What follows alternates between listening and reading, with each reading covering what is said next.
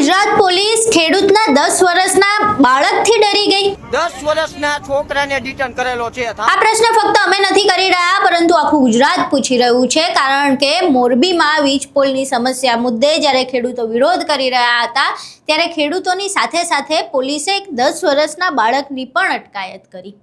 કેવી રીતના તને બતા લીધો? હવે આ સમગ્ર મામલે ખેડૂત નેતા પાલ આંબલિયાએ પણ અવાજ ઉઠાવ્યો છે અને તેમણે કહ્યું કે શું મારે ગુજરાતની પોલીસને પૂછવું છે કે તમે આ 10 વર્ષના ખેડૂતના દીકરાથી ડરી ગયા છો? આ 10 વર્ષના મારા ખેડૂતના દીકરાથી તમે બી ગયા કે ડિટેન કરવો પડ્યો? આખી ઘટના શું છે તેના વિશે વિગતે ચર્ચા કરવી છે। નમસ્કાર, તમે જોઈ રહ્યા છો ચક્રવાત ન્યૂઝ, હું આપની સાથે હેમંત।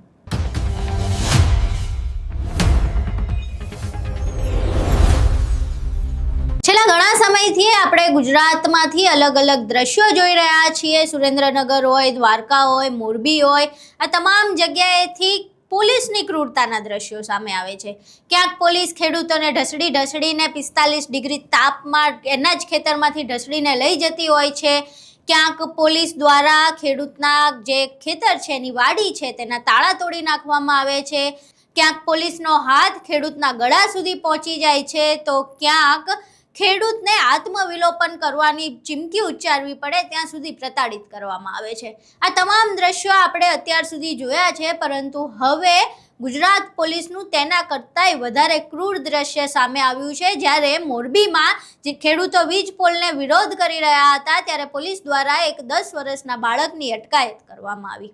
અહીં પહેલા એ દ્રશ્યો જોઈએ।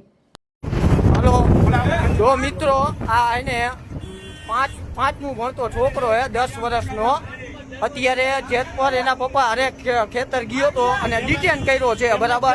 10 વર્ષના છોકરાને ડિટેન કરેલો છે, થાંભલો આવ્યો હતો। હવે આ છોકરાને જો બિચારાને, બરાબર, કેવી પોઝિશનમાં છે, ધક્કો મારી કેવી રીતના તને બતા લીધો? જબરજસ્તીથી ધક્કો મારીને અંદર બેહાર્યો છે બસમાં, બરાબર। એટલે આ મિત્રો તાનાશાહી હાલે છે પોલીસની। અહીં તમે દ્રશ્યો જોયા। હવે આ દ્રશ્યો સામે આવ્યા બાદ મોરબીમાં ખેડૂતોની સભાનું આયોજન કરવામાં આવ્યું હતું કોંગ્રેસ દ્વારા, અને પાલ આંબલિયા ત્યાં હાજર હતા। પોતે ખેડૂતોનું સંબોધન કરી રહ્યા હતા, ત્યારે પાલ આંબલિયાએ 10 વર્ષના બાળકને પોતાની પાસે બોલાવ્યું અને પછી કહ્યું કે મારે ગુજરાત પોલીસને પૂછવું છે કે શું ગુજરાત પોલીસ આ ખેડૂતના 10 વર્ષના દીકરાથી ડરી ગઈ? ત્યારબાદ પાલ આંબલિયા કહે છે કે જો ડરી હોય અને એમને બીક લાગી હોય તો બીક બરાબર જ લાગી છે, કારણ કે આ ખેડૂતનો દીકરો છે, એના બાપના ખેતરમાં એના બાપ સાથે ખોટું થતું હોય તો કદાચ ન જ સહન કરે। અહીં સાંભળે પાલ આંબલિયા સમગ્ર ઘટનાને લઈને શું કહી રહ્યા છે। પોલીસને કેવું છે, તમે એટલા બધા મજબૂત, એટલા બધા તાકાતવાળા કે તમે આ 10 વર્ષના દીકરાને,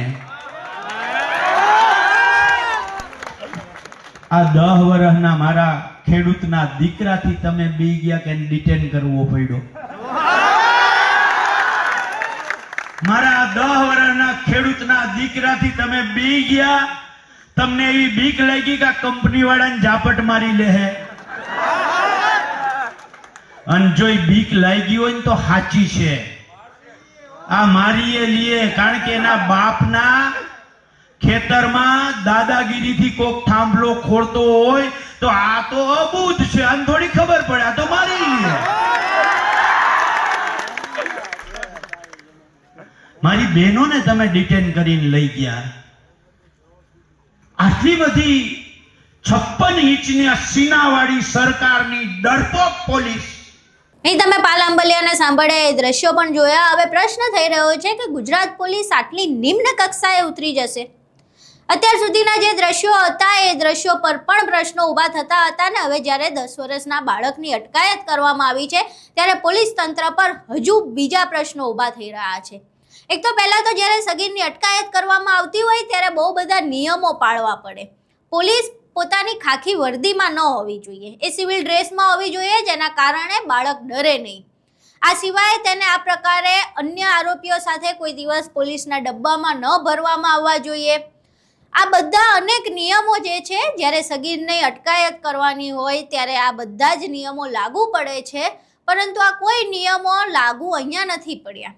બધા જ નિયમોને નેવે મૂકીને પોલીસ દ્વારા કાર્યવાહી કરવામાં આવી છે. એક 10 વર્ષના બાળકની અટકાયત કરવામાં આવી અને આ દ્રશ્યો સામે આવ્યા બાદ હવે પ્રશ્ન થઈ રહ્યો છે કે ખાનગી વીજ કંપનીઓનું સમર્થન કરવામાં પોલીસ હજુ કેટલી નિમ્ન કક્ષાએ ઉતરશે.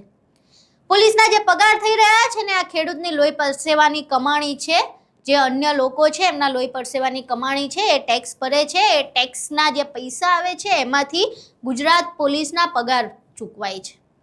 હવે એ લોકોને જ અવારનવાર પ્રતાડિત કરવામાં આવી રહ્યા છે. છેલ્લા ઘણા સમયથી આપણે જે દ્રશ્યો જોતા હતા એ દ્રશ્યો પર પણ પ્રશ્નો ઊભા થતા હતા ને હવે આજે 10 વર્ષના બાળકની અટકાયત કરવામાં આવી છે તેના ઉપર પણ પ્રશ્નો ઊભા થઈ રહ્યા છે, પરંતુ હજુ સુધી ગુજરાત પોલીસ દ્વારા કોઈ પણ પ્રકારની સ્પષ્ટતા કરવામાં નથી આવી. હજુ સુધી તો પોલીસ દ્વારા કોઈ પ્રતિક્રિયા આપવામાં નથી આવી કે તમામ નિયમો નેવે મૂકીને શા માટે આવી રીતે 10 વર્ષના બાળકની અટકાયત કરવામાં આવી છે, શા માટે તેને ફોસલાવીને સાઈડમાં ન લઈ જવામાં આવ્યો અને અન્ય જે ખેડૂતો છે તેમની સાથે તેને ડબ્બામાં પૂરવામાં આવ્યો. આ તમામ પ્રશ્નો ઊભા છે. પોલીસ દ્વારા હજુ સુધી કોઈ જવાબ નથી આપવામાં આવ્યા અને આ તમામ પ્રશ્નો જેમના તેમ છે. હવે આ તમામ પ્રશ્નોની વચ્ચે એક બીજો સવાલ ઊભો થઈ રહ્યો છે કે વીજ પોલની સમસ્યા જે છે તેને લઈને હજુ પોલીસ કેટલી ક્રૂર થઈ શકે છે. આખો વિડીયો જોયો, પાલ આંબલિયાએ શું કહ્યું તે પણ તમે સાંભળ્યું. હવે આખો વિડીયો જોયા બાદ તમારું શું માનવું છે? ગુજરાત પોલીસ અવારનવાર વીજ પોલની સમસ્યાને લઈને જે વિરોધ થઈ રહ્યો છે તેમાં જે કાર્યવાહી કરી રહી છે તેને લઈને તમારું શું માનવું છે?